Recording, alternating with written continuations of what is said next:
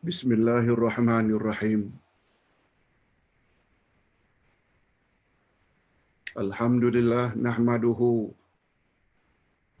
wa nasta'inuhu wa nastaghfiruh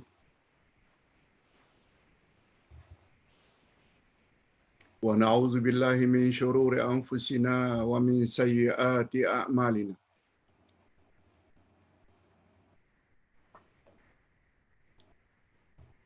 Man yahdihillahu fala mudilla lahu wa man yudlil fala hadiya lahu.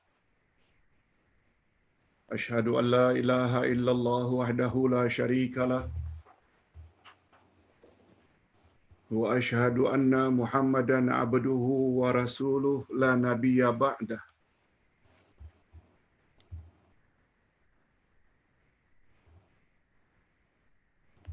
Allahumma salli wa sallim ala nabiyyina Muhammad wa ala alihi wa sahbihi ajma'in, amma ba'd. Hadirin dan hadirat rahimakumullah. Setelah beberapa bulan kita kaji, kita bedah kitab pedoman salat ini,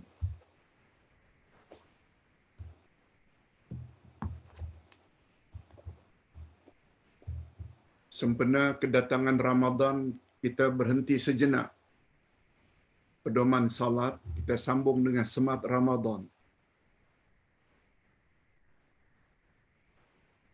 Kemudian kita sambung balik setelah Ramadan, apa yang bersisa atau berbaki dari kitab pedoman salat. Sampailah pada hari ini kita akan membahas bahagian yang terakhir dari ibadah salat, yaitu tentang salam, tentang doa, dan wirid atau zikir setelah salat fardu. InsyaAllah ketiga-tiga topik ini akan kita bahas hingga selesai pada hari ini, hingga berakhirlah buku ini.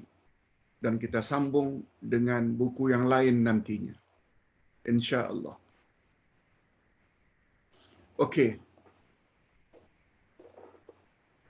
Sebagai mukaddimah, Ustaz ingin menegaskan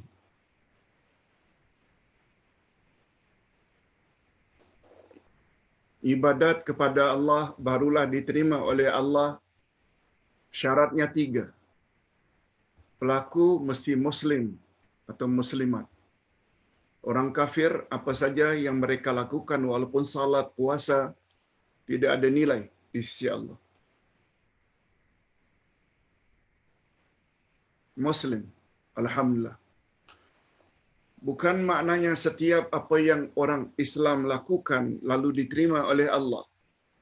Kalau itu namanya ibadat, ada 2 lagi syaratnya. Dia mesti ikhlas lillahi ta'ala. Tauhid. Maknanya salatnya, puasanya, zakatnya, sedekahnya, mesti lillahi ta'ala. Dan yang ketiga, ini syarat yang banyak dari kalangan umat Islam yang terlepas pandang, yaitu ibadat mesti ikut cara Rasulullah sallallahu alaihi wasallam. Ittiba'ur Rasul.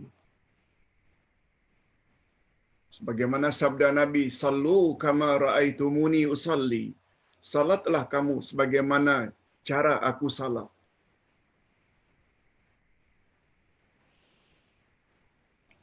Sebab tidak ada seorang manusia pun yang mengetahui bagaimana cara ibadat yang dikehendaki oleh Allah kecuali para rasul. Sebab rasul terima wahyu. Sebab tugas rasul adalah menjelaskan kepada umat manusia atau umatnya apa yang terdapat di dalam Al-Quran. Khasnya Nabi Muhammad sallallahu alaihi wasallam. Nabi Musa berkewajiban menjelaskan makna Taurat kepada kaumnya. Nabi Isa berkewajiban menyampaikan dan menjelaskan Injil pada kaumnya. Bukti bahwa tugas Nabi Muhammad adalah menjelaskan Quran pada umat manusia. Lihat ayat 44 dari surat An-Nahl. Allah berfirman, A'udzubillahi minasyaitonirrajim. Wa anzalna ilaika dzikra litubayyana lin-nasi ma nuzila ilaihim. Kami turunkan kepada engkau Al-Quran, wahai Muhammad, supaya kamu jelaskan kandungan Quran kepada umat manusia. Allah sebut dalam Quran, aqimus salah. Nabi mesti explain kepada kaumnya bagaimana memulai salat, apa yang patut dibaca, bagaimana rukuk, i'tidal, sujud. Nabi mesti explain. Allah sebutkan dalam Quran, wa atuz zakah, keluarkan zakat. Nabi explain berapa peratus yang mesti dikeluarkan. Yes. Ayat 44 An-Nahl inilah banyak mereka yang terlepas pandang, termasuk golongan anti hadis. Quran menyebut, kata mereka ikut Quran, tapi ayat Quran 44 menyebut, kami turunkan Quran kepada engkau, hai Muhammad, supaya engkau explain.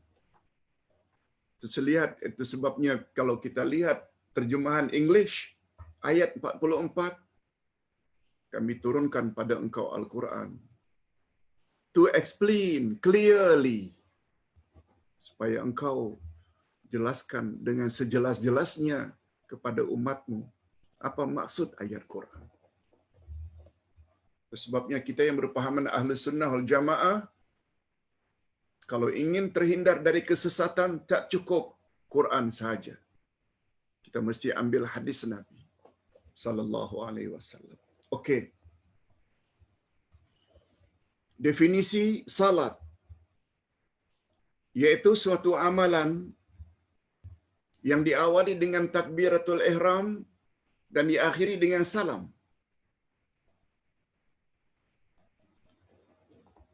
Bukan namanya salat kalau tidak diawali dengan Allahu Akbar takbiratul ihram. Salat tidak akan sah bila tidak diakhiri dengan salam. Okey, kita baca. Menurut pandangan jumhurul fuqaha, memberi salam pertama hukumnya wajib, dan ia termasuk dalam salah satu rukun salat. Dan salam yang kedua pula hukumnya hanya sunat. Kita kan ada dua salam, ke kanan dan ke kiri. Yang mesti itu, yang jadi rukun itu, salam yang pertama saja. Andai kata kita tidak ucap salam yang kedua, dah sah dah. Sebab salam kedua hanya sunat.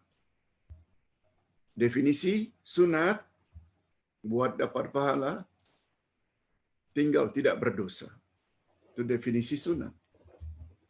Tapi yang paling baik, bila kita buat yang wajib juga, rukun juga, salam yang pertama, sambil memalingkan muka ke kanan, dan salam yang kedua sambil memalingkan muka ke kiri.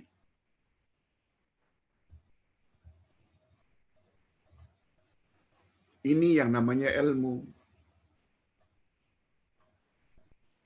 Islam agama ilmu, bukan agama ikut-ikutan. Sebagaimana jawaban Ustaz ketika orang tanya tentang Yasin Fadilat, tentang pertanyaan, mengapa Pak Ustaz orang Islam Nusantara, khasnya orang Melayu, tak boleh dipisahkan dengan surat Yasin? Bila ada kematian, Yasin.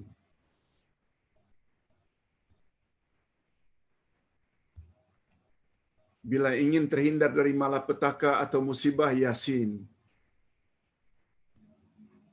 Yasin, Yasin, Yasin. Mengapa Yasin? Kata yang bertanya,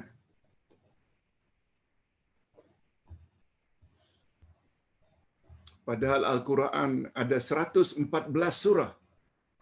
Mengapa hanya surah itu saja yang mereka kenal? Ustaz dah jawab dengan panjang lebar pagi tadi dan Ustaz dah kirim lebih kurang setengah jam yang lalu. Sila baca baik-baik.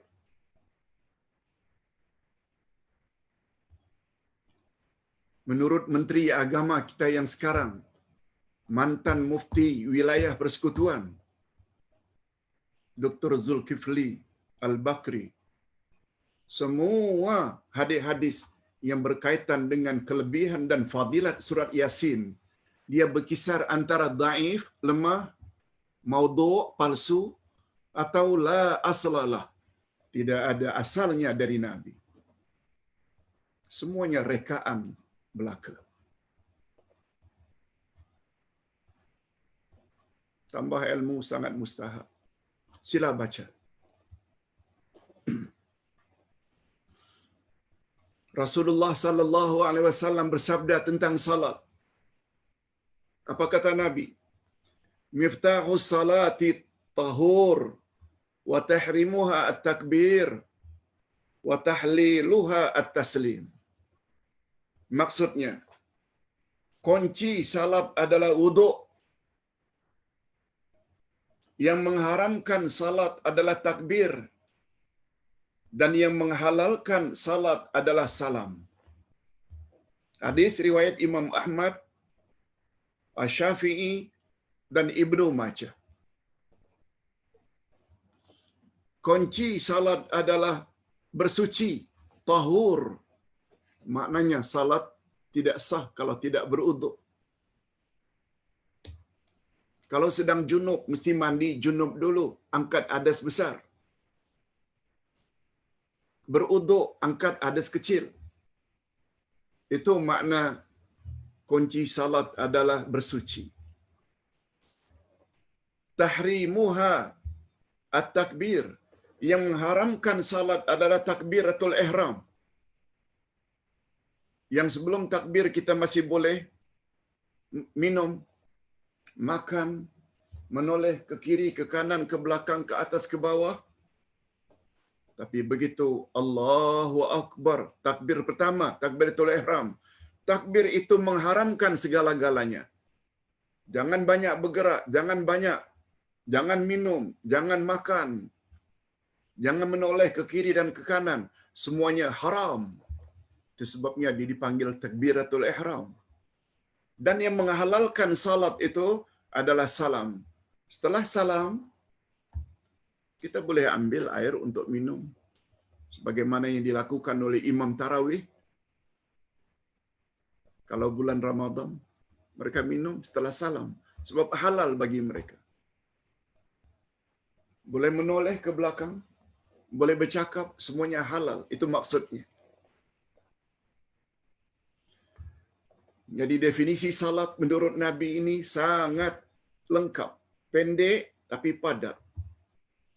Salat itu kuncinya bersuci. Yang mengharamkan salat adalah takbiratul ihram. Yang menghalalkan orang yang salat adalah salam. Okey. Sekarang kita ingin bahas apa hukum Pak Ustaz berpaling ke kanan dan ke kiri. Tadi kita dah sebut, hukum memberi salam adalah rukun. Apabila salat tidak diakhiri dengan salam, tidak sah, batal. Satu kali. Sedangkan memalingkan muka ke kanan setelah takbirat salam yang pertama, menoleh muka ke kiri ketika membaca salam yang kedua. Hukum menoleh ke kanan dan ke kiri ini hanya sunat. Ingat, hanya sunat menoleh. Membaca salam yang pertama rukun, mesti. Memberi salam, mengucapkan salam yang kedua sunat. Memalingkan muka ke kanan dan ke kiri, kedua-duanya sunat. Ini maknanya, andai kata fil alamin innaka Hamidum Majid. Kita ikuti dengan doa. Lalu muka menghadap ke arah kiblat. Lalu memberi salam. Assalamualaikum warahmatullahi. Muka tetap menghadap kiblat. Salatnya sah. Sebab memaling ke kanan ke kiri hanya sunat. Yes. Ataupun terbalik. Yang pertama, Assalamualaikum warahmatullahi ke kiri. Assalamualaikum warahmatullahi ke kanan. Juga sah. Juga sah. Cuma dia tidak dapat sunnah Nabi. Yang sunnah Nabi, salam yang pertama menoleh ke kanan. Salam ke kiri. Salam yang kedua menoleh ke kiri. Itu sunnah Nabi. Tapi andai kata dia ucap salam, mengakhiri salatnya, tetap menghadap ke arah kiblat. Atau dia terbalik buat Assalamualaikum warahmatullahi ke kiri. Semuanya itu sah. Hanya saja mereka yang memberi salam mukanya tidak berpaling ke kanan untuk yang pertama dan ke kiri untuk yang kedua, mereka tidak buat sunnah Nabi. Sunnah Nabi, ikut panduan Nabi, salam pertama menoleh ke kanan, salam ke kiri, kedua menoleh ke kiri. Yes, itu ringkasannya tentang salam. Ustaz baca. Sebagaimana dimaklumi bahawa hukum memberi salam pertama ketika akan mengakhiri salat adalah rukun. Yes. Sedangkan salam yang kedua pula hukumnya hanya sunat. Namun demikian, hukum memalingkan muka hanyalah sunat sahaja. Sama ada ke arah kanan ketika memberi salam pertama atau ke arah kiri ketika salam yang kedua. Demikianlah pandangan para jumhur fuqaha, yakni majoriti ulama fiqh.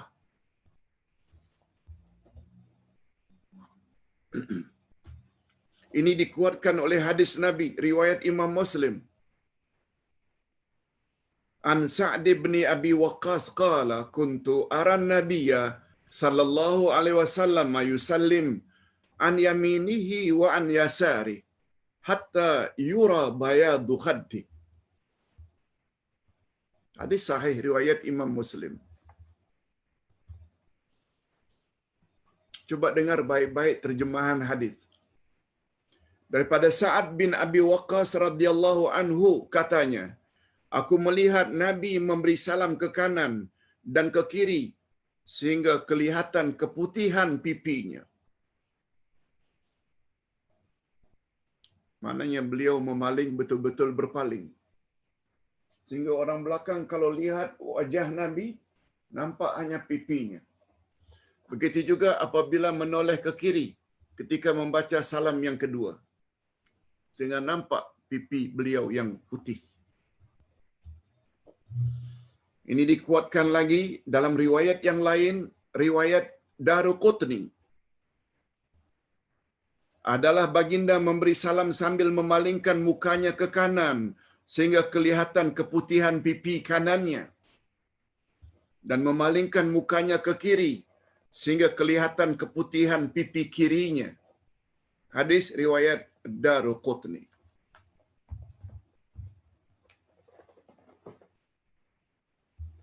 Kalau selama ini kita belum tahu, hari ini kita dah tahu. Lalu kita ikut. Bukan ikut ceramah udai, bukan. Ikut sunnah Nabi. Tertera dalam hadis. Di situ kelebihannya. Bila seseorang itu dia beramal berasaskan ilmu.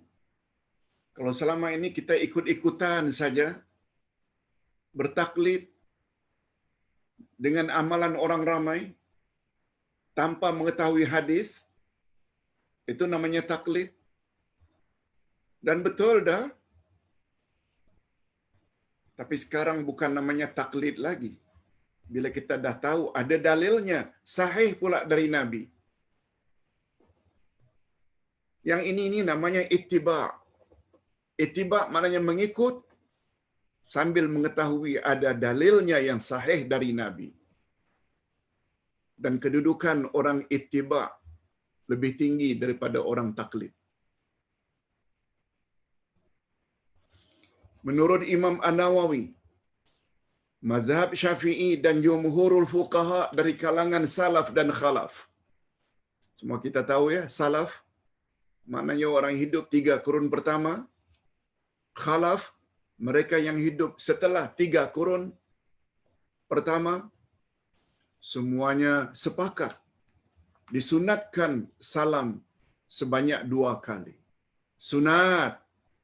Kita tadi dah sebut perinciannya. Yang pertama itu adalah, Ustaz ulang sekali lagi, mazhab Syafi'i dan jumhurul fuqaha berpendapat apakah mereka salaf atau khalaf, disunatkan salaf sebanyak 2 kali.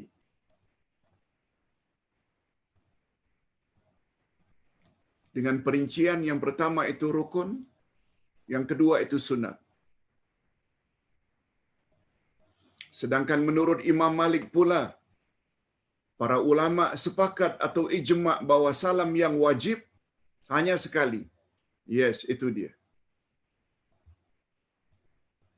Kali yang kedua itu hanya sunat. Sekiranya salamnya hanya sekali, disunatkan mengucapkan salam tersebut dengan menghadap muka ke depan, ke arah kiblat. Dan jika salam yang diucapkannya sebanyak 2 kali, maka hendaklah dia memalingkan mukanya ke kanan ketika salam pertama dan ke kiri ketika mengucapkan salam yang kedua. Kita dah jelaskan tadi. Malahan jika mengucapkan kedua-dua salamnya sambil menghadap ke kanan sahaja, kedua-dua salam diucap tapi ke kanan sahaja, sebanyak 2 kali, maka hendaklah ia memalingkan, kedua-duanya dengan menghadap ke depan sahaja, atau pertama ke arah kiri, sedangkan yang kedua ke arah kanan, maka salamnya tetap sah.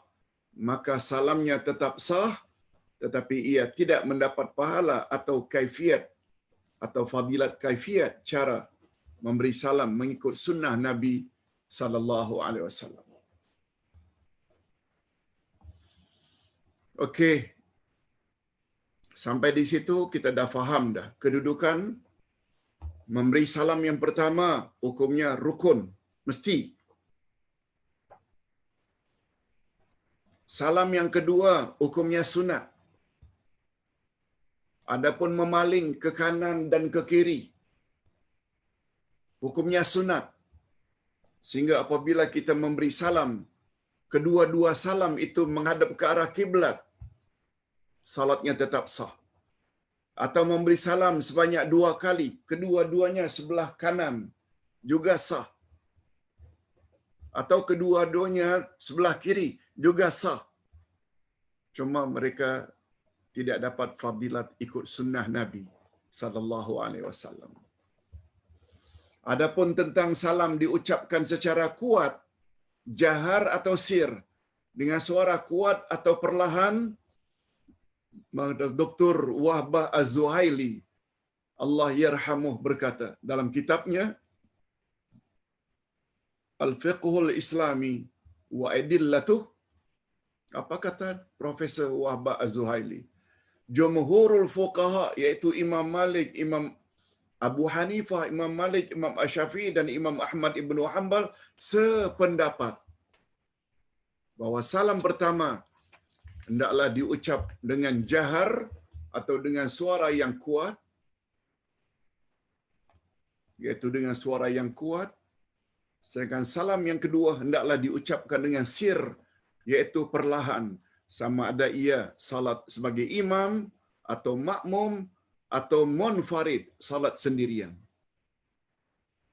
Fil alamina innaka Hamidum Majid. Assalamualaikum warahmatullahi. Yang paling baik itu memalingkan muka sambil membaca. Assalamualaikum warahmatullahi. Assalamualaikum warahmatullahi. Tidak ada datang dari Nabi, mesti berhenti sejenak. Assalamualaikum warahmatullahi. Assalamualaikum warahmatullahi. Kadang-kadang berhenti pula, mengangguk pula ke bawah. Semua itu tidak ada datang dari Nabi sallallahu alaihi wasallam. Yang datang dari Nabi, beri salam pertama sambil memalingkan muka ke kanan. Assalamualaikum warahmatullahi. Assalamualaikum warahmatullahi. Tanpa berhenti, tanpa mengangguk. Semuanya tidak ada datang dari Nabi sallallahu alaihi wasallam. Bila ditanya mengapa orang buat Pak Ustaz? Karena gurunya ajar macam itu tanpa membawa dalil dari Nabi. Mengangguk, berhenti. Apa yang telah berlalu, biarlah berlalu. Sekarang kita dapat ilmu baru. Bukan baru sebenarnya. Kita saja yang baru dengar. Bahwa berhenti, mengangguk di antara dua salam itu tidak datang dari Nabi sallallahu alaihi wasallam. Ditambah pula, dah salam pula, dah tangan ke kepala, mengusap muka. Semua itu tidak datang dari Nabi sallallahu alaihi wasallam.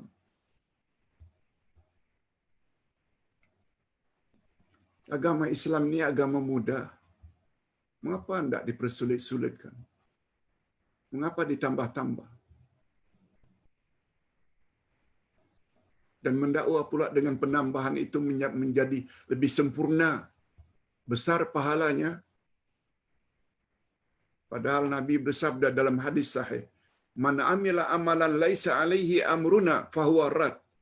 Siapa buat amalan tidak ikut cara amalan salat kami, maka amal itu ditolak. Tak takutkah kita? Sudahlah menambah di sana sini, mendakwa pula dengan penambahan itu, salatnya menjadi sempurna dan lebih afdal. Siapa cakap ini? Demikianlah sikap orang yang fanatik, ta'assub, tuan guru, Pak Kiai, tanpa merujuk kepada Quran dan sunnah Nabi sallallahu alaihi wasallam, khasnya dalam bab beribadat.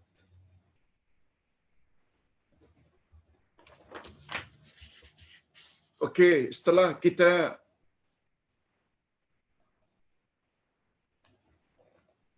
membahas bab salam, sekarang kita bahas pula bab zikir dan doa.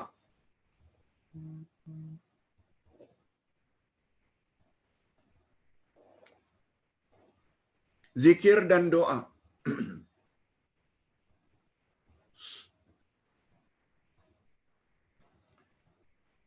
Nabi melarang begitu salam kita langsung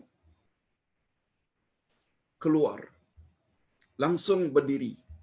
Nabi larang. Duduk sejenak. Baca wirid dan zikir.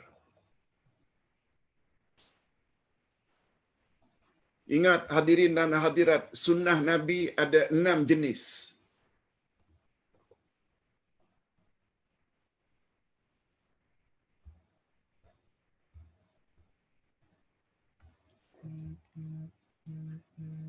Kadang-kadang menyangkut masalah jenis, zikir-zikir tertentu. Seperti baca subhanallah, seperti baca astaghfirullah, astaghfirullah. Menyangkut bilangan 3 kali. Bacaan lain, la ilaha illallah wahdahu la syarikalah, hingga akhir 10 kali untuk maghrib dan subuh. Subhanallah 33, alhamdulillah 33, Allahu akbar 33, diakhiri dengan la ilaha illallah wahdahu la syarikalah. Itu jenisnya, bukan zikir yang lain. Bilangannya pula terkadang-kadang 33, 33, 33. Kadang-kadang 10, 10, 10. Kadang-kadang 11, 11, 11. Kadang-kadang 25, 25, 25. Itu bilangan. Timingnya pula, iaitu selepas salat fardu. Bukan salat sunat. Setelah selesai salat fardu, bila menyangkut jenis zikirnya, bilangan zikirnya berapa kali, timingnya, bila habis salat ke, sebelum tidur ke, ketika akan masuk tandas ke, keluar tandas ke, itu maknanya tempat atau timing, masanya.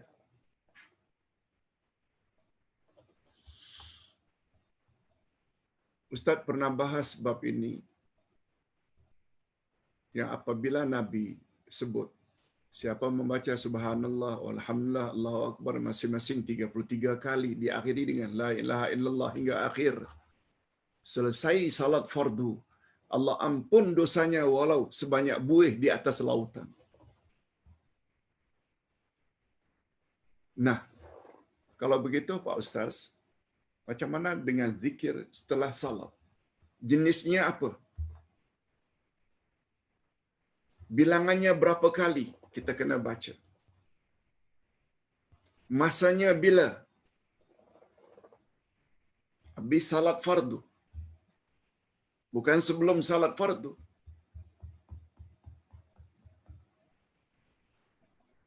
Kita baca.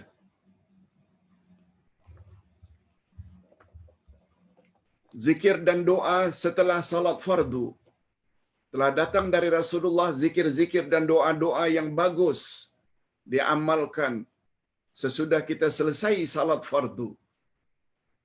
Walaupun hukumnya hanya sunat, bukan wajib, sunat saja.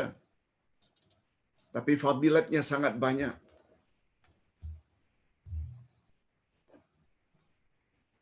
Tidak wajar untuk kita tinggalkan. Ingat, amal-amal sunat boleh menolong cover, menampal kekurangan amal-amal wajib. Walaupun hukumnya hanya sunat, tetapi sangat besar ganjarannya di sisi Allah Subhanahu wa taala. Dan di antara zikir dan doa tersebut ialah sebagaimana berikut.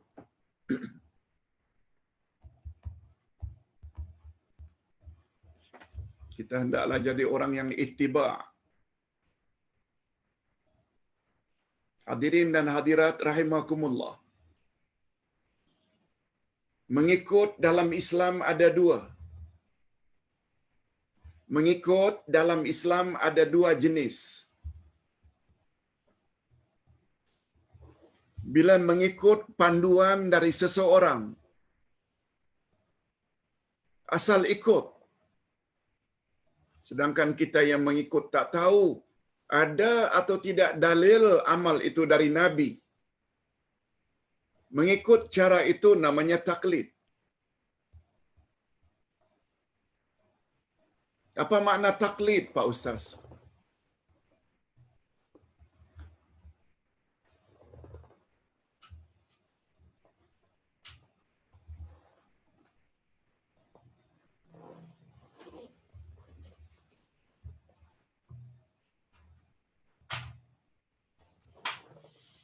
Tak buat contoh. Taklid diambil dari kata qalladah.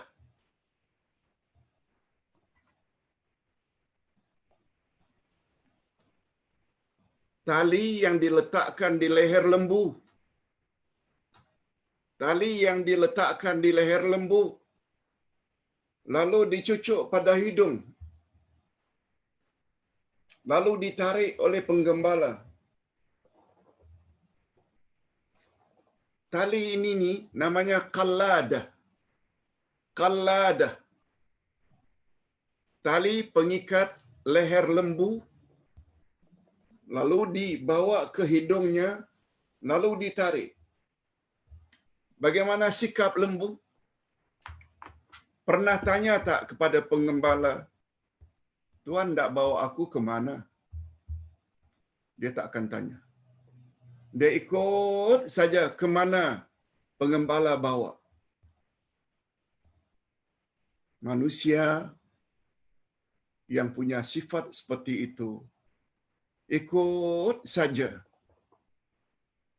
Namanya taklid. Pepatah Melayu menyebut dia bagaikan lembu yang dicucuk hidungnya. Itu sifat orang taklid. Dia ikut saja tanpa mengetahui dalil. Tetapi apabila kita mengikut ajaran sesuatu yang orang mengajar pula bawa dalil-dalilnya dari Al-Quran dan Sunnah Nabi yang sahih, itu mengikut juga namanya. Tapi namanya ittiba'. Pertama taklid, ikut tanpa mengetahui dalil, namanya taklid. Orangnya dipanggil mukallid. Sedangkan mengikut ajaran, mengetahui dalil, namanya ittiba'. Dan orangnya pula dipanggil muttabi'. Macam Islam, orangnya Muslim. Iman, orangnya mukmin. Ihsan, orangnya muhsin. Ikhlas, orangnya mukhlis. Tolong jawab. Amalan siapakah yang lebih tinggi nilainya di sisi Allah antara muttabi' dengan mukallid? Jawabnya, muttabi'. Itu sebabnya kita belajar mengetahui dalil, tinggi nilainya di sisi Allah berbanding orang yang hanya taklid buta. Tak tahu dalil adakah, tak adakah, dia tak kisah. Kasihan. Itu sebabnya Uday bila mengajar ingin pastikan punya buku. Bukanlah minta dibeli sangat pun sebenarnya.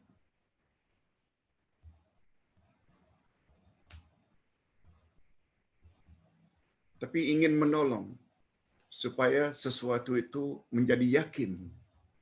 Bukan hanya dengar, tapi lihat, oh betul, rupanya hadisnya sahih. Yang untung kita juga. Sehingga kita beramal dengan penuh yakin. Okey. Nah, kalau begitu Pak Ustaz, zikir yang diajar oleh Nabi itu, apa dia? Ustaz bawa dalilnya. Begitu selesai salam, baca Astaghfirullah, Astaghfirullah, Astaghfirullah. Pak Ustaz tak boleh ke baca lebih panjang. Astaghfirullahalazim, alladzi la ilaha illa huwal hayyul qayyum wa atubu ilaih. Jika anda ingin baca, silakanlah. Tapi yang diajar oleh Nabi ini. Astaghfirullah, Astaghfirullah, Astaghfirullah. Ustaz tak berani mengatakan bila baca panjang itu lebih afdal. Sebab itu bermakna kita mendakwa apa yang diajar oleh Nabi ini tidak sempurna. Nabi kata Astaghfirullah, Astaghfirullah, Astaghfirullah. Ikut sajalah, jangan banyak tanya. Jangan banyak songeh. Ustaz sebut dengan lengkap lagi penjelasan tentang bacaan Astaghfirullah 3 kali. Hadisnya sahih riwayat Imam Muslim daripada Daud bin Rashaid, daripada Walid, daripada Auza'i, sahih Sunan Al-Baghawi, halaman 299, lengkap. Yang kedua, Imam Muslim menambah Al-Walid berkata, aku pernah bertanya kepada Auza'i, bagaimana istighfar Rasul setelah selesai salat? Lalu Auza'i menjawab, astagfirullah, astagfirullah, astagfirullah. Nak pilih yang lain, up to you. Tapi itu bukan ikut sunnah Nabi sallallahu alaihi wasallam. Jangan mendakwa, itu lebih baik. Zikir yang kedua, Allahumma anta salam wa minka salam tabarakta ya dzal jalali wal ikram. Bacaan ini cukup popular. Penjelasan. Bacaan seperti ini ni, pendek ini ni, riwayat Imam Muslim daripada Daud bin Rashaid, daripada Al-Walid hingga akhir. Lihat buku Syarah As-Sunan Al-Baghawi, muka surat 299. Inilah bacaan yang asli, yang warid datang dari Rasulullah.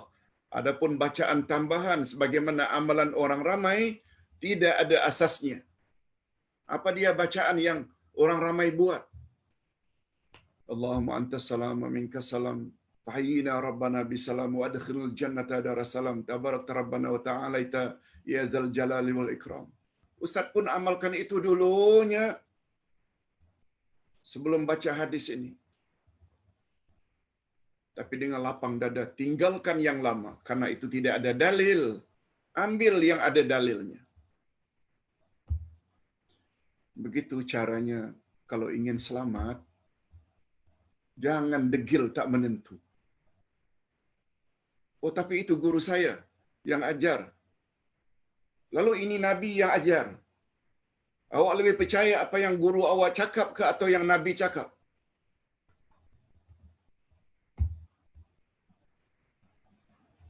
Tugas penceramah menyampaikan saja kebenaran. Bukan memaksa. Mana yang mau paham, dia akan paham. Yang degil tetap tidak akan paham-paham. Kami dah terbiasa lah Pak Ustaz. Up to you.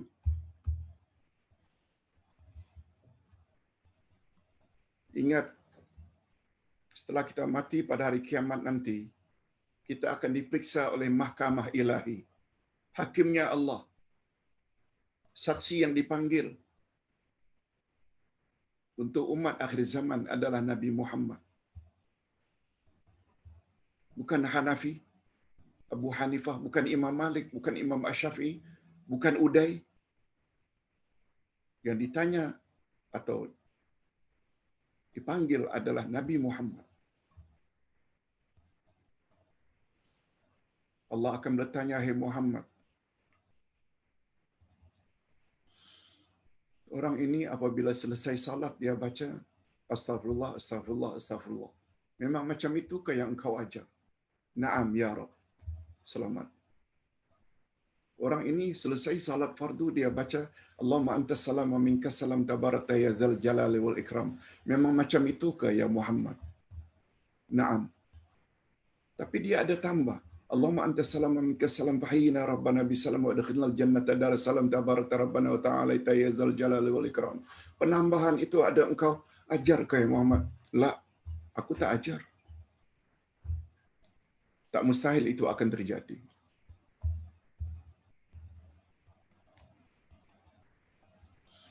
Pastikan apabila Allah rujuk kepada Nabi Muhammad sesuatu amalan kita, Nabi akan jawab, "Na'am, benar macam itu yang aku ajar." Selamat kita. Kalau tidak, besar kemungkinan Allah akan reject.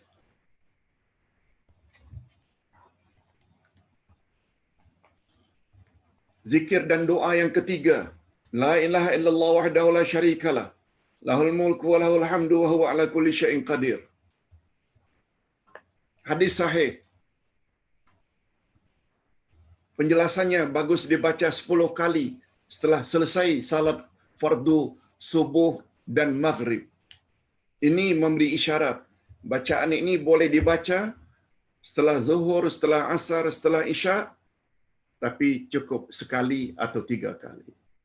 Yang 10 itu untuk maghrib dan subuh saja. Jangan ditanya pada ustaz. Nabi cakap macam itu. Hadis sahih riwayat Imam Bukhari, Imam Muslim. Zikir yang keempat, Allahumma aslih li dini alladhi huwa ismatu amri, wa aslih li dunyaya allati fiha ma'ashi, wa aslih li akhirati allati fiha ma'adi, wa ja'alil hayata ziyadatan li fi kulli khair, wa ja'alil mauta rahatan li min kulli syarr. Ini doa yang sangat bagus kita baca selesai salat. Ini penjelasannya. Kemudian ada lagi bacaan yang dianjurkan oleh Nabi, Allahumma la mani'a lima a'taita wa la mu'ti'a lima mana'ta wa la yanfa'u dzal jaddi minkal jadd. Kata Nabi, bagus itu dibaca. Hadis riwayat Imam Bukhari dan Imam Muslim. Doa ini atau zikir ini juga bagus dibaca ketika i'tidal. Sami Allahu liman hamidah. Rabbana lakal hamdu mil as-samawati wa mil ardi wa mil ardi wa ma min syai'in ba'd. Allahumma la mani'a lima ataita wa la mu'ti'a lima mana'ta. Juga boleh dalam i'tidal. Ini dalilnya.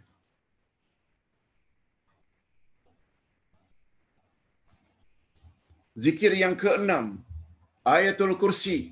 Nah, ini yang paling popular.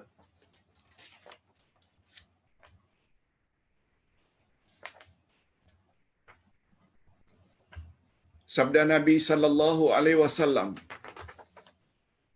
Maaf, doa yang keenam bukan Ayatul Kursi. Doa dan zikir yang keenam ini, la ilaha illallah wahdahu la syarikalah, lahul mulku wa lahul hamdu wa huwa ala kulli syai'in qadir, la haula wa la quwwata illa billah, la ilaha illallah wa la na'budu illa iyyah, ahlan ni'mah wa ahli wal fadli was sana'il hasan, la ilaha illallah mukhlishina lahuddin walau karihal kafirun.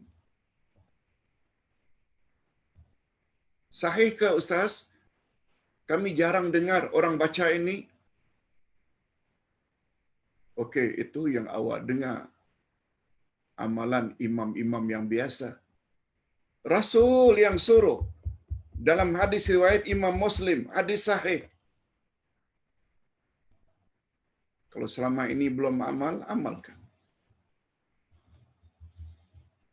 Zikir yang ketujuh, Ayatul Kursi. Semua kita tahu ayat 255 dari surat Al-Baqarah.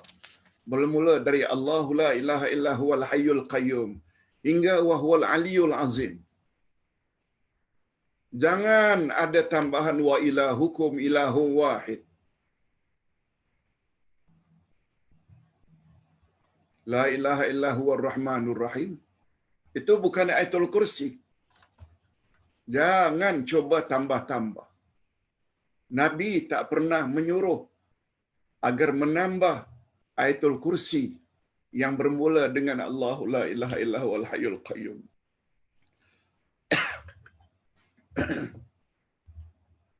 Bismillah.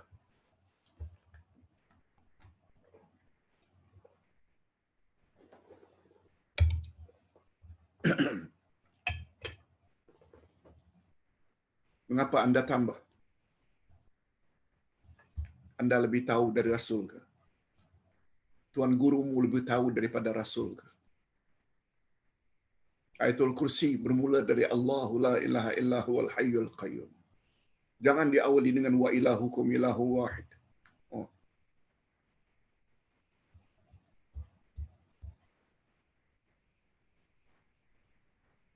Kegunaannya sangat banyak. Siapa yang mengamalkan Ayatul Kursi setelah selesai salat fardu, maknanya 5 kali dalam sehari, habis subuh, habis zuhur, habis asar, habis maghrib, habis isya, baca Ayatul Kursi dalam bacaan wirid setelah salat fardu, kata Nabi, tidak ada penghalang baginya untuk masuk syurga kecuali mati. Maknanya tak ada penghalang langsung. Sebab nak masuk syurga memang mesti mati dulu. Itu maksudnya kata ulama hadis.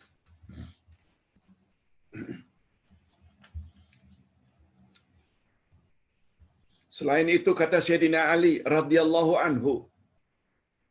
Ini kata-kata Sayyidina Ali juga patut kita ikuti sebab beliau adalah khulafaur rasyidin. Salah seorang khulafaur rasyidin yang bagus untuk diikuti. Sebab Nabi bersabda, "Man ya'ish minkum fasayara ikhtilafan katsira. Alaikum bisunnati wa sunnatil khulafa ar-rasyidin al-mahdiyyin min ba'di."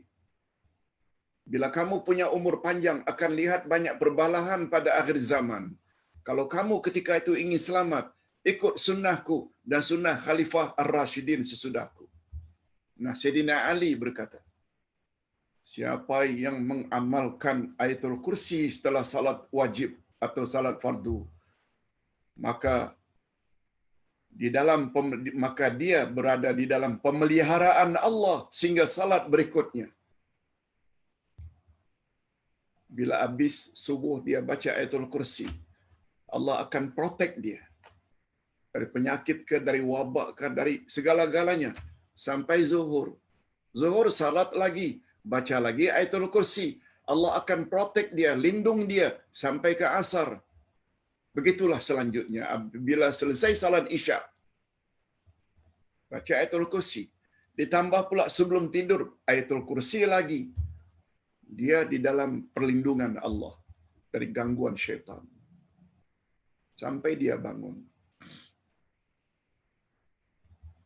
Amal-amal macam ini yang kita patut amalkan dalam hidup yang tak berapa lama lagi ini. Mengapa anda ikut-ikut amalan-amalan yang diajar tanpa dalil? Buang masa saja. Kemudian kita digalakkan zikir yang ke-8, iaitu membaca ayatul kursi. Surat Al-Ikhlas, Al-Falaq dan An-Nas. Qul huwallahu ahad, qul a'udzu birabbil falaq, qul a'udzu birabbin nas. Penjelasannya, hadis yang meriwayatkan tentang bacaan 3 qul itu adalah riwayat Imam Bukhari dan Imam Muslim. Kemudian barulah baca subhanallah 33, alhamdulillah 33, Allahu akbar 33, diikuti dengan la ilaha illallah wahdahu la syarikalah, lahul mulku wa lahul hamdu wa huwa ala kulli syai'in qadir. Bila ini kita baca, Allah akan ampun dosa kita walau sebanyak buih di atas lautan. Itu fadilatnya. Bila ini dibaca setelah selesai salat fardu. Dalam hadis yang lain pula, bacaan yang sama tapi timingnya sebelum tidur malam. Kegunaannya lain lagi.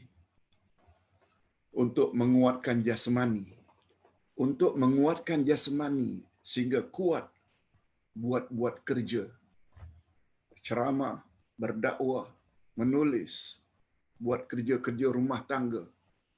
Sebab hadis tersebut pernah ditanya oleh oleh Fatimah anak Rasulullah. Pada suatu malam atau pada suatu hari,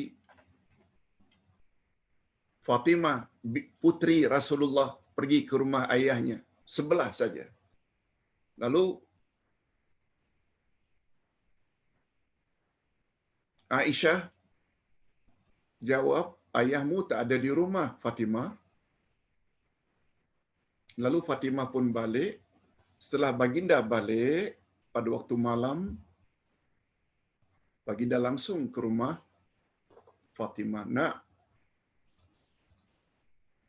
kata ibumu Aisyah, kau datang tadi ada sesuatu. Apa hajatmu, nak? Fatimah jawab, saya tak tahan buat kerja rumah tangga sendiri, ayah. Saya perlu kepada pembantu, maid, khadim atau khadimah atau amah untuk membantu saya buat kerja-kerja rumah tangga. Fatimah yang ketika itu bersama suaminya Ali mendengar jawaban Nabi. Mau tak Fatimah, ayah ajar sesuatu yang lebih baik dari itu? Kau baca subhanallah, alhamdulillah, Allahu akbar masing-masing 33 kali. Akhiri dengan la ilaha illallah wahdahu la syarikalah hingga akhir. Sebelum tidur, niscaya Allah akan beri kamu kekuatan, tenaga, jasmani, bukan rohani saja, jasmani, untuk buat kerja-kerja rumah tangga. Kata ulama hadis, ajaran Nabi kepada putrinya didengar oleh menantunya Ali. Ali juga mengamalkannya. Itu sebabnya Ali dikenal dengan orang yang sangat gagah, kuat, perkasa. Sehingga dijadikan jampi oleh setengah-setengah pakar jampi. Yang sebenarnya jampi itu tidak ada asas dari Nabi sallallahu alaihi wasallam. Apa bunyi jampinya? Poh kanan, poh kiri, berkat kederat Sayyidina Ali. Ini semua jampi-jampi yang mengarut. Jampi boleh, tapi baca ayat-ayat Quran. Bacalah hadis-hadis Nabi. Bukan poh kanan, poh kiri, berkat kederat Sayyidina Ali. Kederat maknanya kodrat. Karena mereka meyakini Ali itu memang ada power. Powerful. Kuat. Orang yang sangat kuat. Bila bertarung dengan orang-orang kafir zaman silam. Sayyidina Ali pernah mengakui bahawa beliau mengamalkan zikir tersebut sebelum tidur. Minta maaf, agak melencong sedikit. Kita sedang bercakap zikir dan doa setelah selesai salat fardu. Ustaz hanya nak beritahu, zikir yang sama, bila timingnya kita baca berbeza, berbeza pula fadilatnya. Yes, itu maksudnya. Bila dibaca zikir subhanallah, alhamdulillah, Allahu akbar 33 tadi habis salat fardu, Allah akan hapus dosanya walau sebanyak buih di lautan. Sedangkan bila bacaan yang sama itu dibaca sebelum tidur malam, dia punya faedah untuk menguatkan jasmani. Hadirin dan hadirat rahimakumullah. Cuma sebagai tambahan, sebagaimana Ustaz ada tulis di dalam buku khas, wirid setelah selesai salat fardu. Tentang bacaan seperti ini ni, ini satu daripadanya, 33 subhanallah, 33 alhamdulillah, 33 Allahu akbar. Juga ada riwayat yang lain yang sahih. Cukup baca 10 kali, 10 kali, 10 kali. Ada riwayat 11 kali, 11 kali, 11 kali. Ada riwayat 25 kali, 25 kali, 25 kali. Cuma yang 25 ni ada tambahan satu. Subhanallah 25, alhamdulillah 25, Allahu akbar 25, dan yang keempat la ilaha illallah juga 25. Hadis riwayat An-Nasa'i dan Imam At-Tirmizi. Ini yang dipanggil dengan istilah ta'addudus sunan. Yaitu sunnah Nabi itu berbilang-bilang. Kita buatlah sesuai dengan keadaan. Barangkali habis subuh, boleh baca 25, 25, 33, 33 tadi. Habis zuhur, karena kita masa tak banyak, cepat pergi ke tempat kerja balik, pejabat ke, kantor ke, atau syarikat, atau bawa teksi, atau ke kedai runcit untuk kembali. Lalu kita pendekkan 10 kali, 10 kali, 10 kali, 10 kali. Bagus, baca. Jangan tak baca.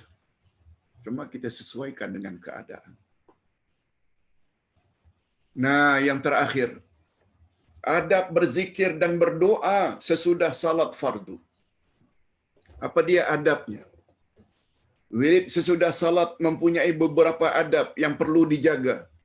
Dan di antara adab-adab tersebut ialah pertama, hendaklah dibaca masing-masing oleh para makmum sebab tugas imam berakhir dengan salam. Para makmum sudah tidak perlu merasa terikat dengan imam lagi ketika membaca zikir dan doa sesudah salat. Apa yang kita lihat di masjid-masjid dan di surau-surau kita, makmum terus saja ikut panduan imam ketika berwirid. Istighfar sama-sama istighfar, ayatul kursi sama-sama istighfar, ayatul kursi. Subhanallah, subhanallah sama-sama. No. Imam tidak lagi menjadi our leader setelah selesai salat, iaitu salam. Baca istighfar masing-masing. Baca Allahumma antas salam masing-masing. Ayatul kursi masing-masing. Yes, itu maksudnya. Apalagi kita tahu definisi salat, iaitu amalan yang diawali dengan takbiratul ihram, diakhiri dengan salam.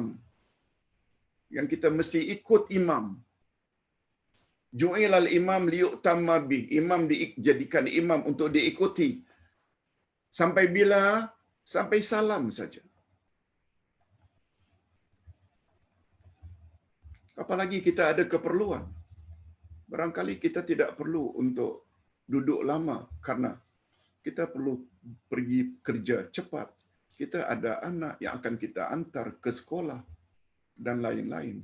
Tak perlu terikat dengan imam. Tapi jangan sampai pula kita tinggalkan tanpa wirid.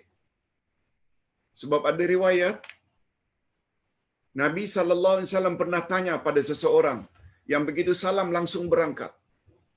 Apa kata Nabi? Fulan, mengapa tidak duduk sejenak untuk berwirid? Coba dengar kata sahabat.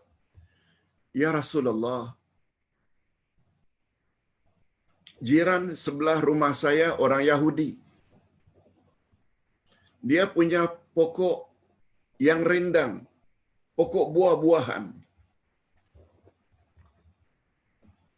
Kalau malam, buah-buahnya yang masak suka jatuh. Saya perlu cepat balik, wahai Rasul. Sebab saya bimbang kalau anak-anak saya bangun, mereka ambil buah-buahan yang jatuh milik Yahudi. Takut mereka makan yang haram, ya Rasulullah. Lalu kata Nabi, oh kalau begitu silakan. Maknanya bila kita nak pergi kerja perlu 2 kali bas, perlu untuk pergi segera. Janganlah tunggu imam itu. Boleh wirid. Sambil jalan wirid pun tak mengapa. Kalau itu memang ada keperluan. Begitu cara memahaminya. Nabi tegur itu menunjukkan bahawa duduk sejenak itu memang besar fadilatnya. Yang kedua, wirid yakni zikir dan doa. Wirid tersebut hendaklah dibaca dengan nada suara yang rendah dan tawadhu'. Lebih-lebih lagi kalau ada makmum lain yang sedang menyempurnakan salat mereka. Ada orang sedang masbuk yang datang terlambat. Kita pula terpekik-pekik dengan mic pula itu. Sehingga orang yang masbuk, yang ingin meneruskan salatnya 2 rakaat lagi ke 3 rakaat lagi, menjadi tak khusyuk. Yang zikir dengan suara kuat ini sehingga mengganggu orang, berdosa, bukan dapat pahala, dosa. Lain halnya kalau dibaca dengan nada yang perlahan. Beginilah kalau beramal itu tanpa ilmu. Harapkan pahala, tiba-tiba dosa yang dapat.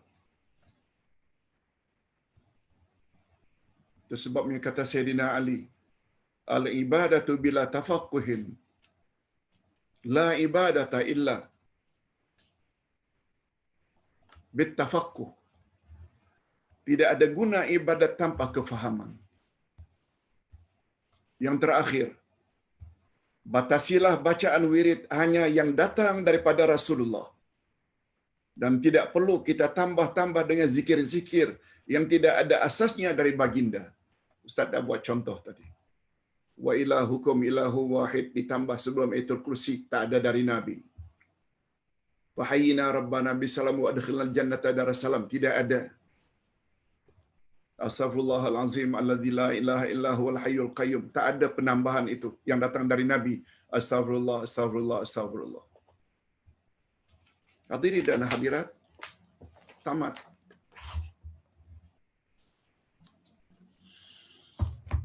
Sedikit pengumuman sebelum kita bersorai. Buku Ustaz 2 yang sedang dicetak agak tergendala dengan adanya PKP.